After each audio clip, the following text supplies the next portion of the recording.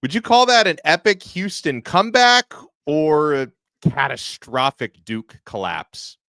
Yes.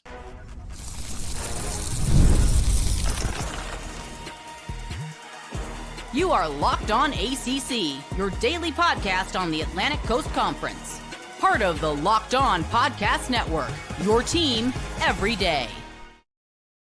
And no matter how you felt about that outcome, it's a reminder of how magnificent March Madness and the NCAA tournament can be, because we didn't have that finish on our bingo cards. Thank you so much to the everydayers for making Locked On ACC your first listen and your first watch today. We're available free wherever you get your podcasts. We're free on YouTube. We're part of the Locked On Podcast Network, your team every day. Today's episode is brought to you by TurboTax. Ready for stress-free taxes and the most money back guaranteed. Head over to TurboTax.com today and get matched with your expert. He is Kenton Gibbs from Locked On Wolfpack. I am Alex Dono from Locked On Canes. On this loaded episode, we'll give you our year in review, academic year 24-25 in the ACC, because there was a lot of disappointment on the football field, on the hardwood. We thought the Blue Devils were going to carry us at least through Monday night. We have to ask the question, not blaming the entire outcome on this, but was that really a foul on Cooper Flagg?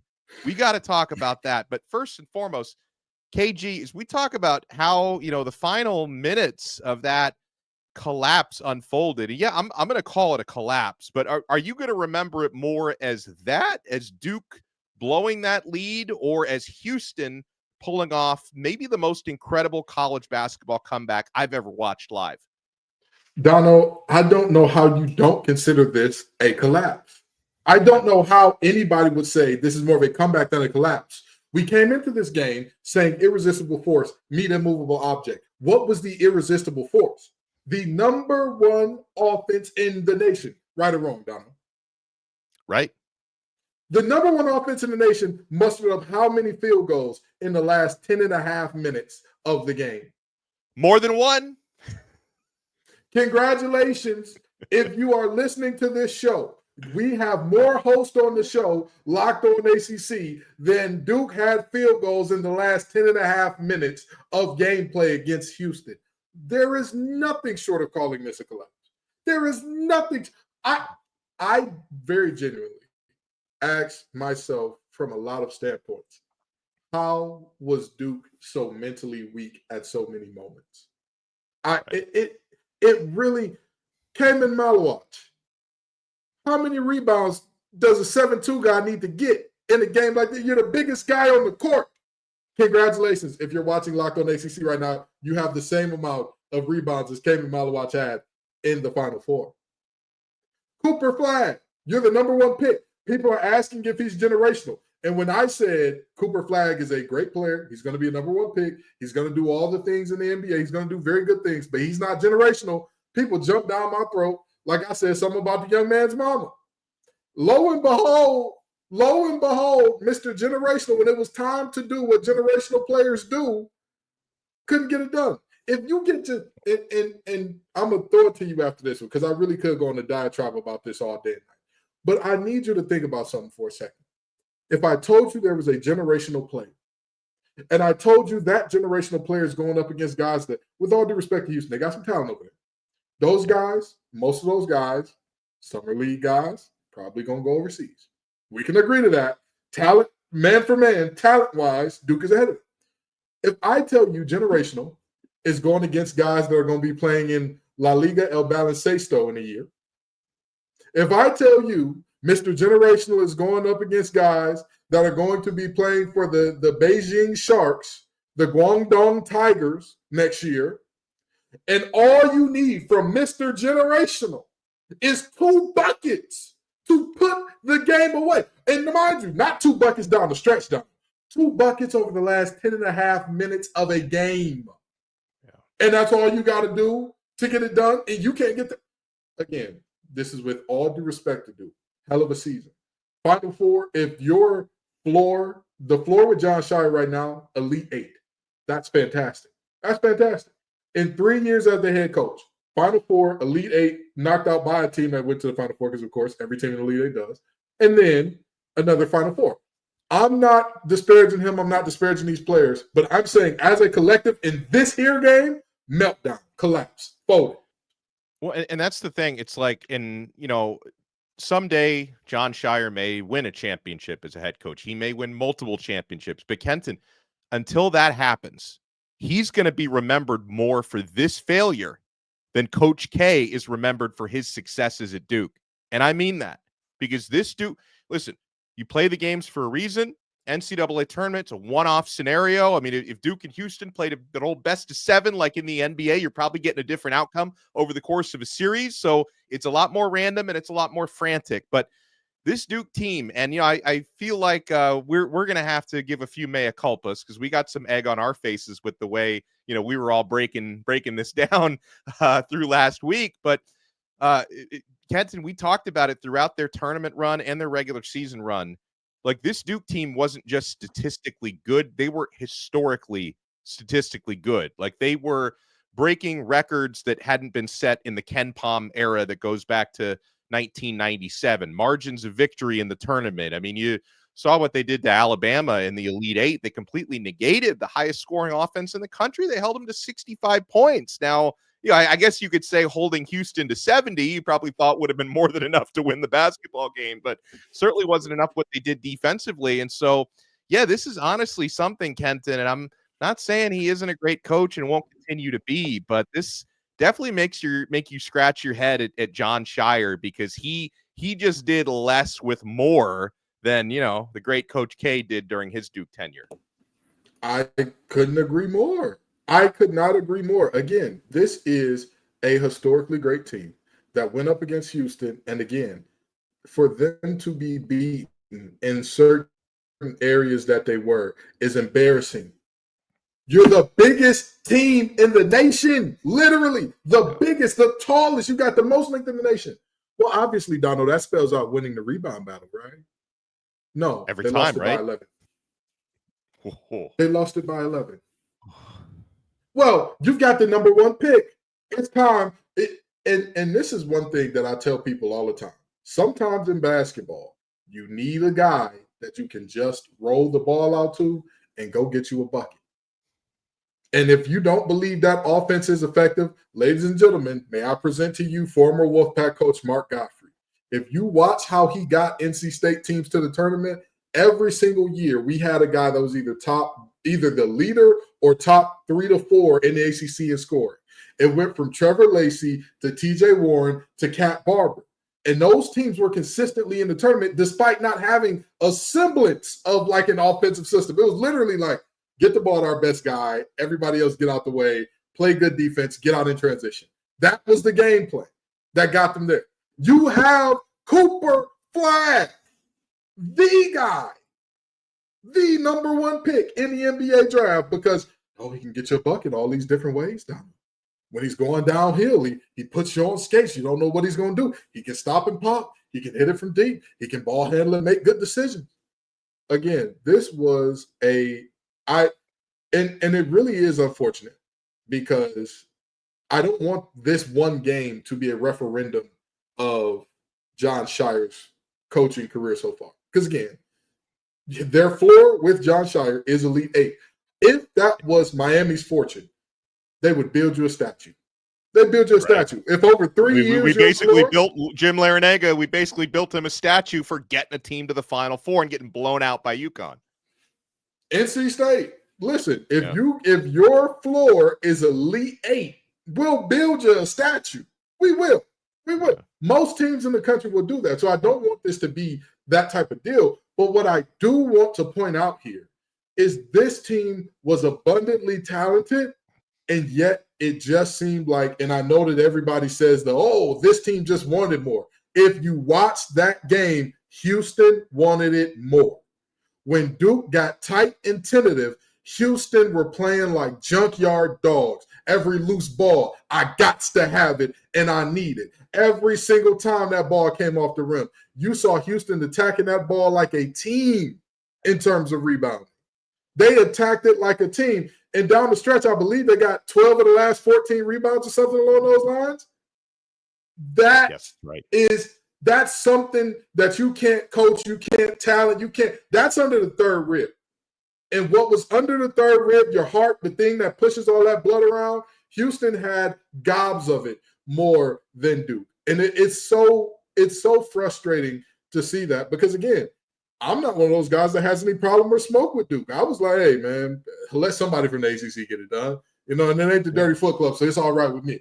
And for them to let down like this in this moment, man, it's really disappointing. And again, I believe that as storied as Jon Scheyer's career will be, I believe this is the moment that he'll always go back to and remember. Because, all of us maniacs that compete at a high level, we all, the wins don't really stick with us. The losses do, right? First two city championships in the history of the city of Detroit in terms of Division I.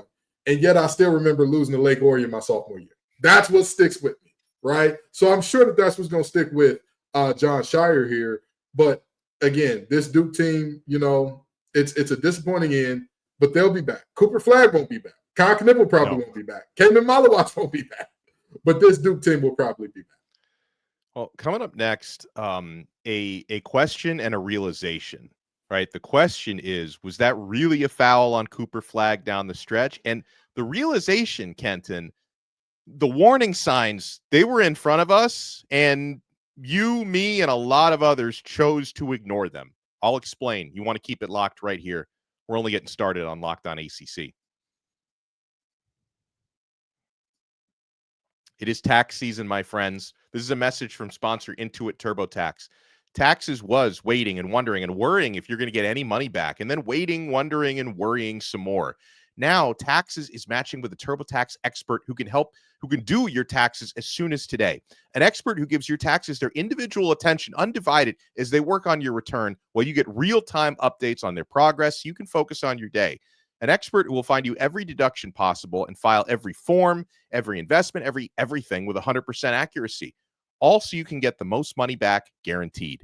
No waiting, no wondering, no worries. Now this is Taxes. Get an expert now at TurboTax.com. Only available with TurboTax Live Full Service. Real-time updates only in iOS mobile app. See guaranteed details at TurboTax.com/guarantees.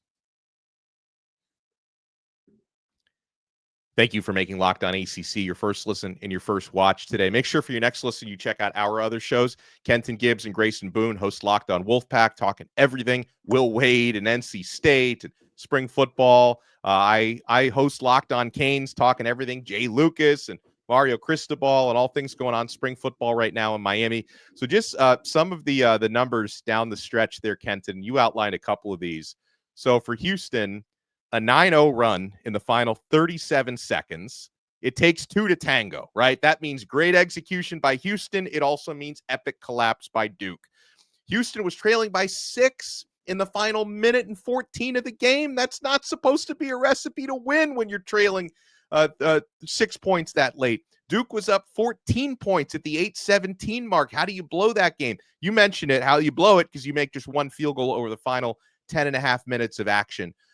Okay, why I'm going to go back to saying, no disrespect to Houston, by the way. I hope they go on to win the championship. And depending on when you're listening to this, the championship game might already be over. We'll know if it's Florida or Houston. But I got nothing but respect to Kelvin Sampson. Tremendous job. Absolutely tenacious, that team down the stretch.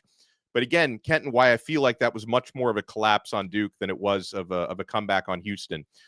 The lack of poise shown by Duke, where every inbound, every possession was frantic, goosebumps, sweating, costly, careless turnovers, careless fouls. And it's amazing that it took us until the Final Four to actually see it. But really, for the first time all season in the final, let's say the final 10 and a half minutes of that basketball game, Duke looked like a freshman-laden team. They hadn't looked that way. And so, we had this conversation last week with Isaac Shade of Locked On College Basketball, with JJ Jackson of Locked On Blue Devils, with Jackson Holzer and the others on the squad. Is there any chance that the youth and inexperience and lack of poise could hurt Duke?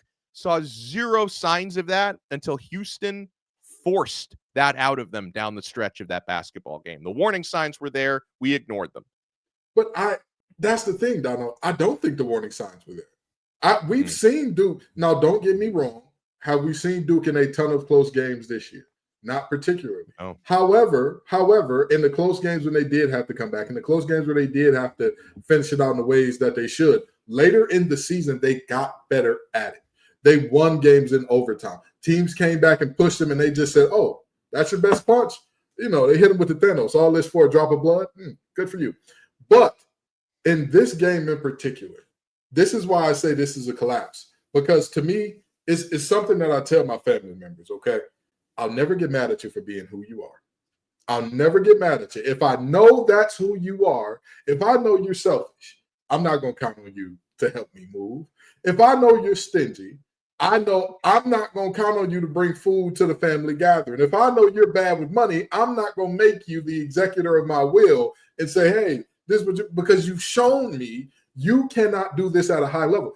At no point in time past about December, because November, December, yeah, that Duke team looked like a freshman team a little bit, but you get that out of 18-year-olds who were slow dancing at prom a few months before. Now they're playing in Madison Square Garden. Now they're playing in these tournaments and all that. Sure. But towards the end of this regular season and through the ACC tournament, they showed poise. They showed composure. They showed the ability to handle it when things got tight. They showed the ability to win it without Cooper Flagg, without Mr. Everything and everybody at the end of the season.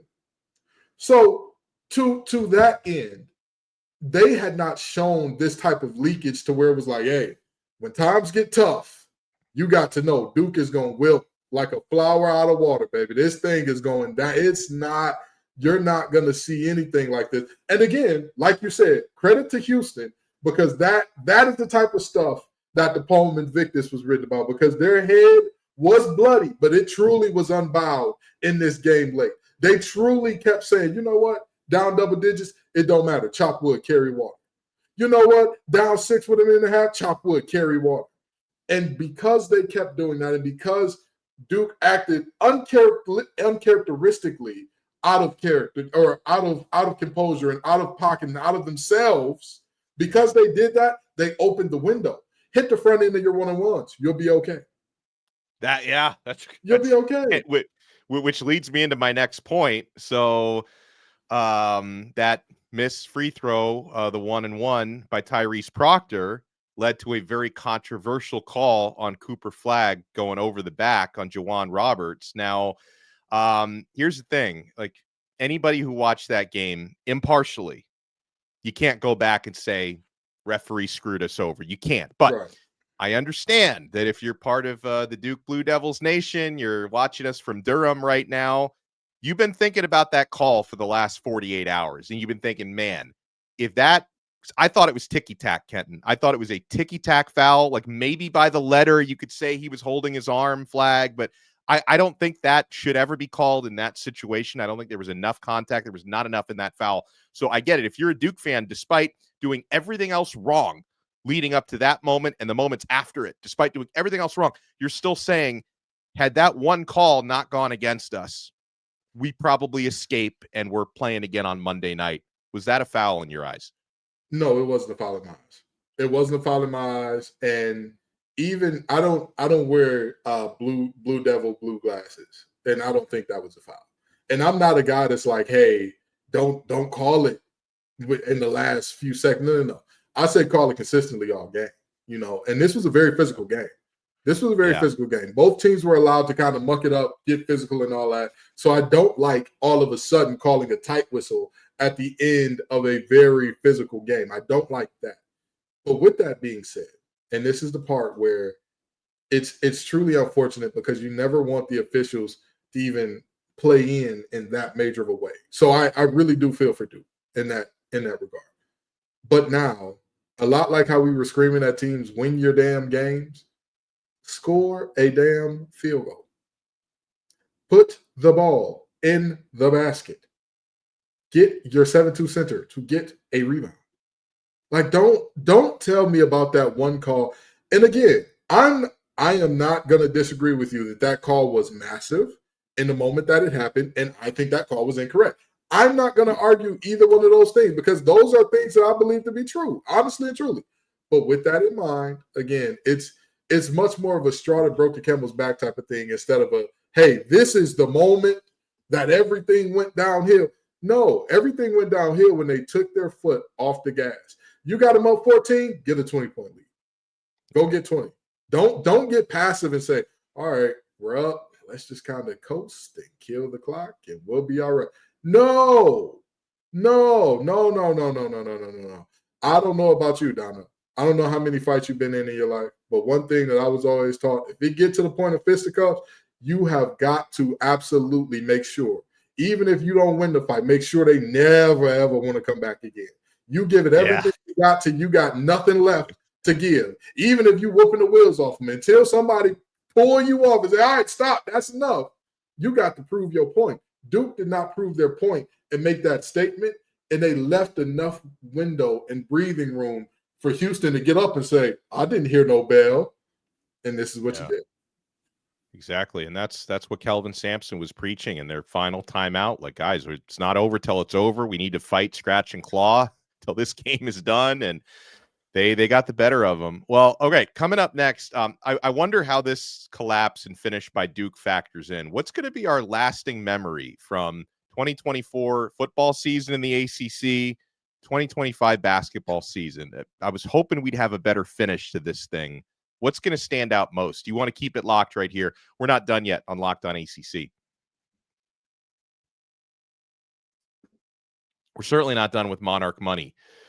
Ever check your bank account and wonder, where did all my money go? Between dining out, online shopping, entertainment, it's easy to lose track, and that's where Monarch Money comes in. Your personal CFO, giving you full visibility and control over your finances. Monarch Money isn't just a budgeting app. It's a complete financial command center. You can track all your accounts, investments, and spending in one place, so you stop just managing your money and you start building wealth. When I started using Monarch, I realized how much I was paying for things like food delivery. Now I budget smarter and I save so much more. Instead of juggling multiple apps, you can use Monarch to check your finances, track your spending, even plan long-term goals.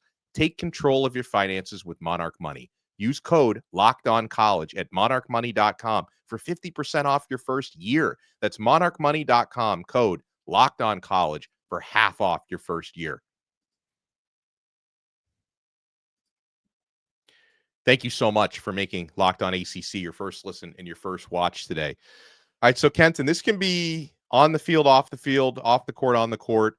I know we still got ACC baseball going on and some other sports, so it's not like the academic year is finished. But with the big two, football and basketball, coming to a close for the conference, on or off the field, what's going to be your biggest memory, good and bad? Like, what is the storyline, the game, the player that leaves the biggest impression on you in this year that was? Oh man, that's an excellent question. That really is an excellent question. If I'm thinking of the ACC as a whole and kind of what my impression of 24-25 would be, it's more of an overarching theme than a singular moment or player. And that is Rodney Dangerfield, the disrespect. The disrespect. Yeah, I like that.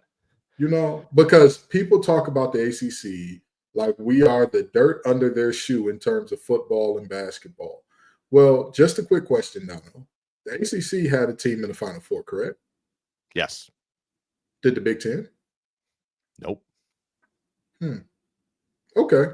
Well, you know what? Nobody cares about basketball. Let's talk about football for a second, Dono. Let's talk about football, right?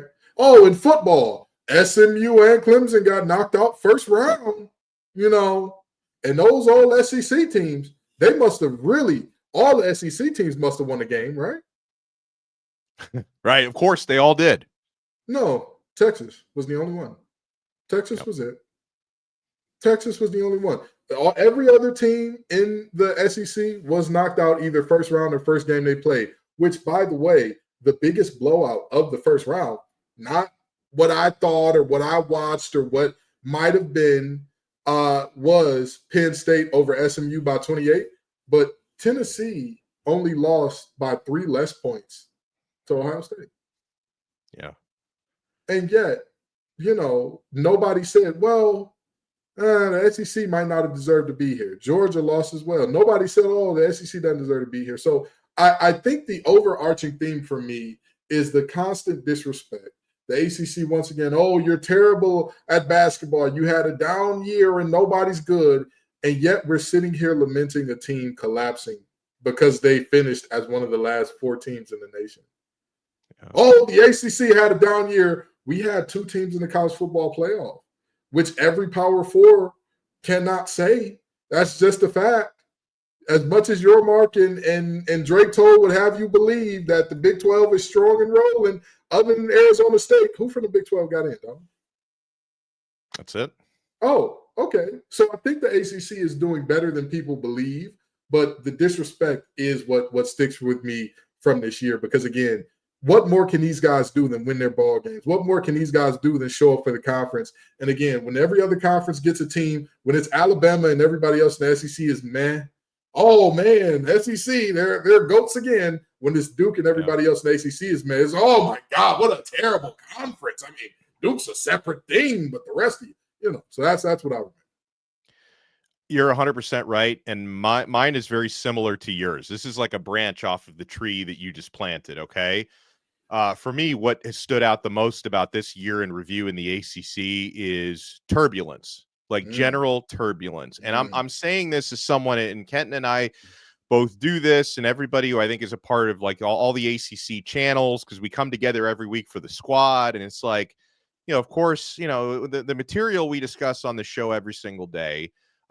Kenton and I love actual games, right? So we like to talk about what's going on the court and on the field. But I mean, every single day I'm Googling, I'm AI overviews, I'm reading news articles. What are people saying about the Atlantic Coast Conference? And like the noticeable trend for the last year has been, if you Google or you ask Siri or whoever what's going on in the ACC, a lot of the stories have to do with, they're getting sued by Florida State and Clemson. They've settled the lawsuits, but the conference might break up in a couple of years, right? Or the ACC's underperforming. They only got 3 teams in, and how's Jim Phillips going to navigate the uncertain future of the conference? And I don't know how quickly we'll be able to put this stuff behind us because, again, like the settlements with Florida State and Clemson just seem kind of like a Band-Aid over a gash, and that you didn't really stop the bleeding. You just maybe swept it under the rug for a little bit. But I just feel turbulence, and it's a little bit unfair because, like, on the plus side,